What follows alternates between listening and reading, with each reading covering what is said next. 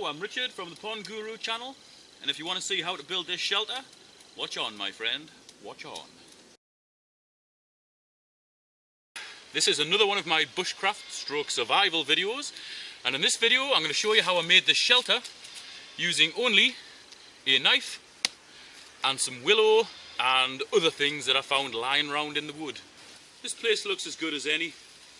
It's reasonably flat, got a little bit of shelter from all these young holly trees, so I think I'll build it here.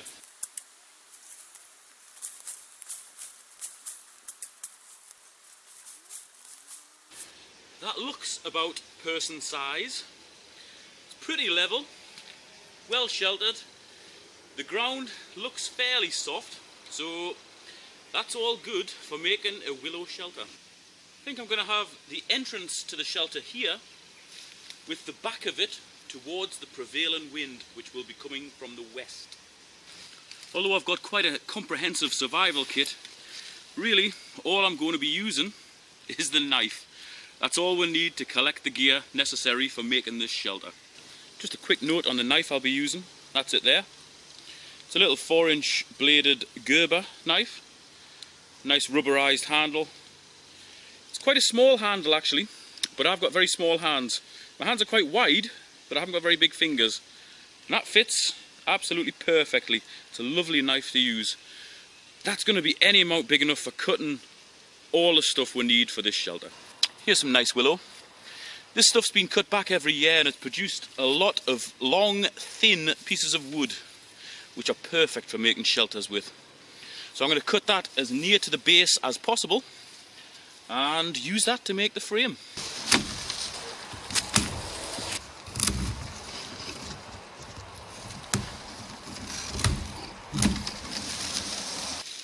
That's a canny old bunch of willow. It's probably around about 100 lengths there. Not all of them are going to be suitable for making the main supporting frame, but a lot of the smaller ones can be woven in and out to create strength. I'm going to start with the biggest lengths, and I'm going to use those to create the main structure of this shelter. Now, because I want the doorway here, I'm going to put them either side of this doorway first. In an ideal world, these would go all the way from the front to the back. These ones aren't long enough, so I'm going to do it a different way. I'm basically going to use these thicker ones to mark out the perimeter of the shelter. And I'm going to space them about 15 centimeters or 6 inches apart.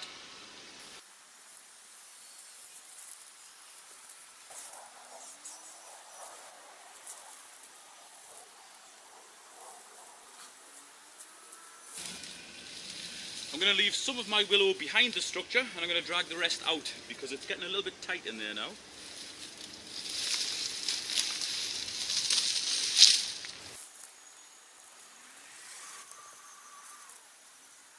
Now remember, these weren't long enough to go all the way from the front to the back. That would be the perfect scenario. Plug it in the front, bend it, plug it in the back. It's simple doing it that way. This way is a little bit more tricky, but it's still not too difficult. All we need to do is take one from the front, one from the back, bend them down to the required height, and bear in mind it doesn't want to be too high because it'll lose all the heat. And all we do is wrap one over the other. So this one, wrapped round there. This one gets wrapped round here. That's quite solid already, and now all we've got to do is repeat this process with pieces of willow at opposite ends of the shelter. So this one would go to, I don't know, this one. So we'd bend those ones down and we'd do exactly the same as we did with the first ones. So that's at our required height, and we'll just wrap them around each other. Really simple.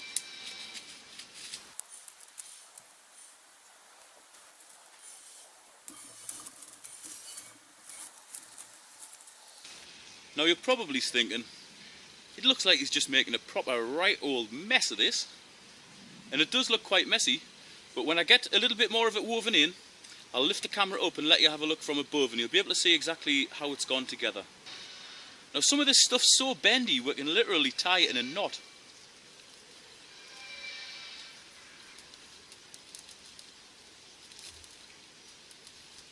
There you go. Lovely knot there, and that's not going to come out. That's creating our doorway quite nicely. Okay, so that's where we're up to now. Reasonably strong structure already. Looks a little bit like a bird's nest. This is our doorway. And all we're going to do is weave more willow in and out of here, all the way around there to make it a really strong structure. Look at that, look how it bends. It's really beautiful stuff to work with.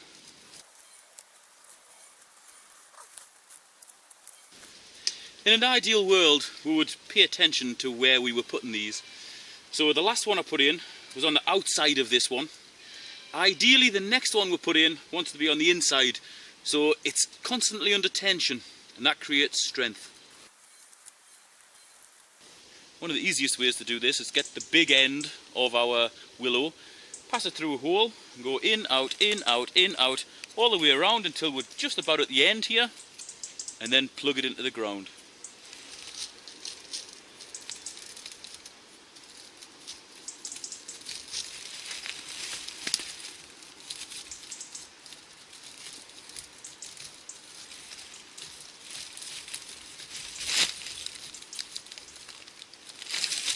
And then this thin end here, we'll just weave it in and out of here, just to tie it off and secure it.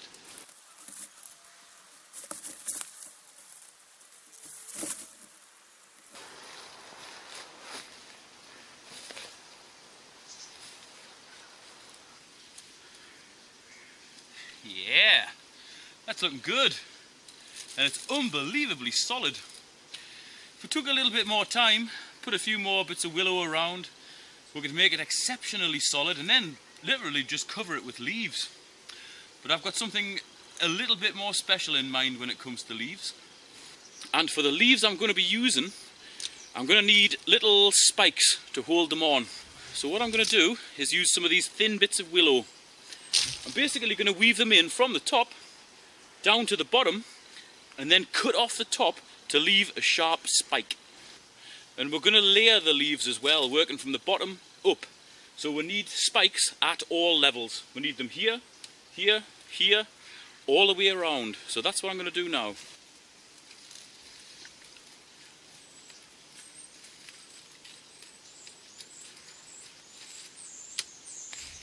There you go, nice sharp spike. Another nice sharp spike. I'm going to put those all the way around. It's going to make our next job much easier.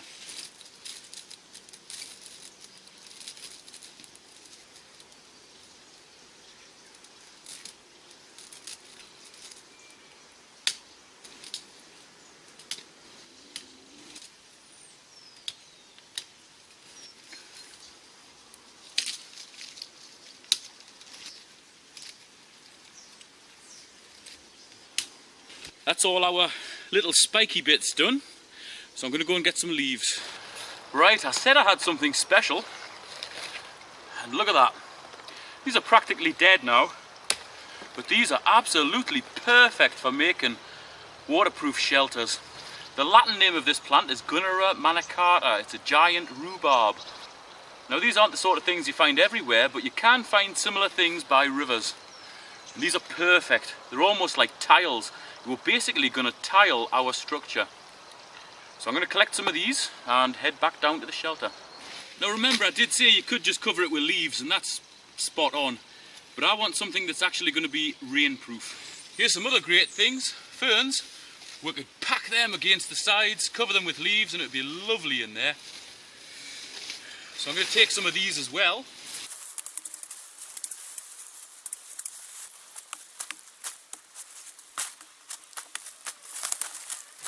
Right, I think we've probably got enough of those to cover our structure.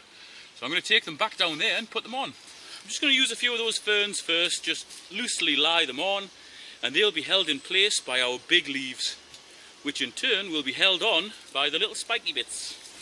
Now this is how the ferns would normally be grown. We want to turn them upside down to put them over our shelter. That'll shed the rain much better.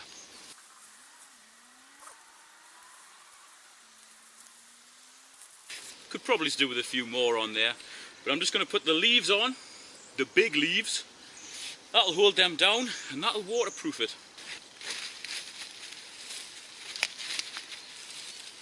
So that spike has gone straight through the leaf and that'll hold it steady. There's another spike straight through the leaf. And the good thing is I've left these stalks a little bit long, so I can use those to hang the next leaves on.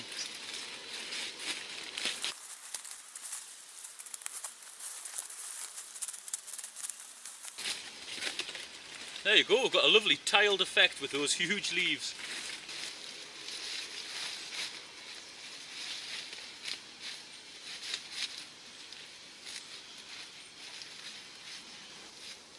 That's pretty dark in there. Right, that's got it pretty much weatherproof, but it won't be very warm until we pack loads of leaves around it. So I'm basically going to drag all the dead leaves and leaf litter up from the forest floor and cover this structure.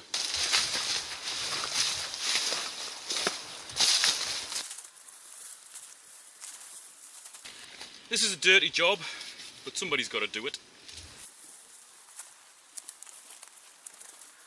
If you find any old logs lying around, put them on the top as well. They'll hold your leaves down quite nicely.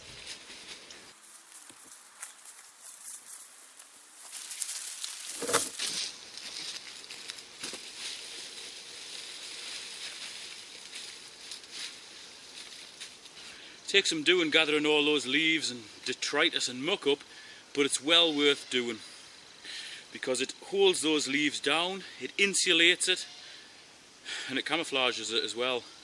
If you're looking at this from a distance, you would never know there was something here. And depending on whether you were hiding from somebody or not, that might be important.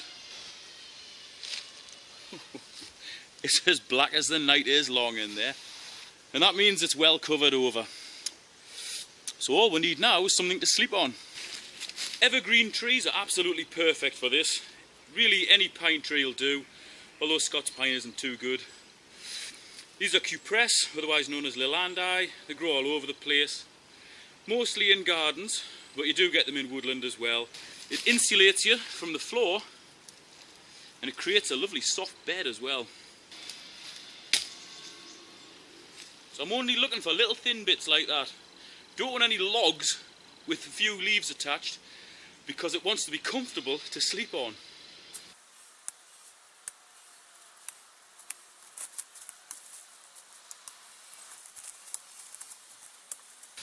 Yes, this does look messy, but I'm going to tidy this up by cutting them right back with a saw later.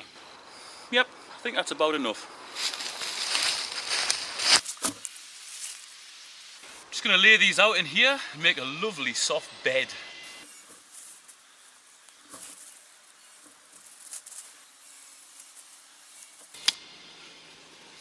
That is so comfortable. Absolutely lovely. I don't think I'll go home tonight, I might just sleep in here. All I need is a nice little fire there, and I'm absolutely set. And the best thing about building something like this in your own wood is that when your kids come home from school, they're going to have something really cool to play in, because bushcraft isn't all serious, it should be about having fun as well. And the beauty of using willow is you can make any shape you want. I could even have a little extended tunnel on here, just like an igloo, and that would really keep the wind out. I'm not going to do that because I'm losing daylight, but the possibilities are endless with willow. It's a really beautiful material to work with. And on the subject of willow, I'm going to be making a fish trap out of willow in an upcoming video. So that one should be interesting. I've done it once before and I made a bit of a balls of it.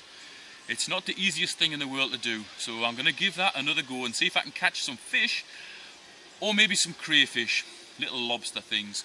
They're a little bit easier than fish to catch and they give you a reasonable meal. So that one will be coming up soon. Now the three things that we're looking at when we're making a shelter is that it'll keep you dry, which this one will, it'll keep the wind off, which this one will, and it'll keep you warm. And because it's quite a snug build and there's not much room above my body and the roof, it will keep me warm as well. if I wanted to keep myself extra warm, all I would have to do is cut some more of these, put them across the front, and that would really keep the heat in here. I wouldn't like to say you could survive in here in a t-shirt in the winter, but as long as you had sensible clothing on, you should be okay. And of course, having a little fire out the front with a firewall reflecting the heat back to you helps as well. You can see here we've got these big stones along the back of the fire. They're acting as a bit of a firewall, chucking the heat back inside here, radiating it back. Now the fire's very low, but I can still feel the heat from it, sitting right at the back of this shelter. It's amazing. Ooh, just before it gets too dark to film, one thing I forgot to mention in this video up to this point is, if you're worried about water coming in from the ground, dig a trench all the way around and away down the hill. Assuming you are on a hill, that is. That's what I would do. I would dig a trench only a few inches deep all the way around this structure and then have a drain leading away. That way, if it rains really hard and the water's running across the top of the ground, it's not just going to run straight through your shelter. It's going to go around it and be channeled off down the hill. Now, if you've enjoyed this video and found it useful, please click the like button. If you're into bushcraft and survival, I've got quite a few other videos in my bushcraft stroke survival playlist on my channel. Just check that out. And if you're not a subscriber, please subscribe. Thank you very much for watching, and I'll see you next time.